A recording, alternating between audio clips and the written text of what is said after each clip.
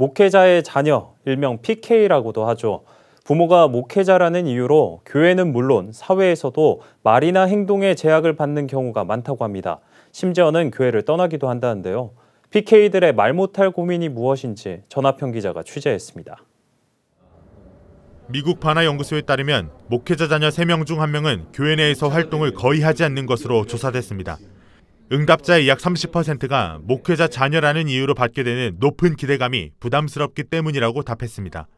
이러한 현상은 우리나라에서도 마찬가지입니다.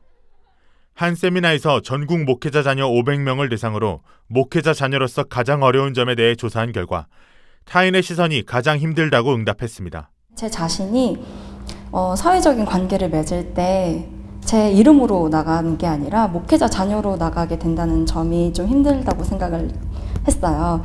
왜냐하면 저는 목회자 자녀이기 이전에 저 자신인데 나중에 보면 그 프레임들이 저를 가두고 있더라고요. 문제는 이뿐만이 아닙니다. 목회자 자녀들도 같은 성도지만 정작 이런 고민을 상담할 사역자가 마땅치 않다는 게 더 큰 문제입니다. 부모가 목회자라 가정 문제를 교회 안에서 터놓고 얘기하기 어렵기 때문입니다. 특히 목회자가 한 명뿐인 작은 교회의 경우 부모와 목회자가 구분되지 않아 제대로 된 상담조차 어려운 실정입니다.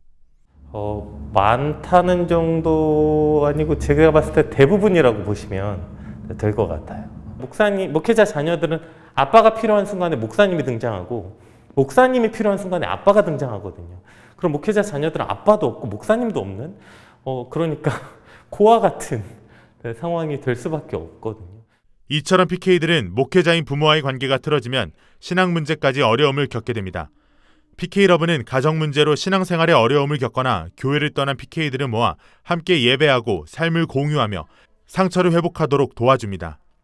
PK러브에서 팀장으로 섬기는 이한솔 씨는 아버지가 목회하는 교회에서는 봉사자였지만 이곳에선 온전한 예배자로 설 수 있게 됐다고 고백합니다.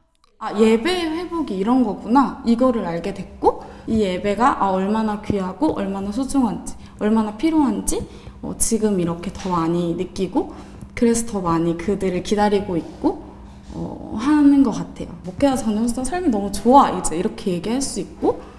PK러브 이완영 대표는 부모의 영적 상태가 자녀의 영적 상태가 될 수 없다며 목회자 자녀들의 신앙 회복을 위해 부모가 관심을 기울였으면 한다고 당부했습니다.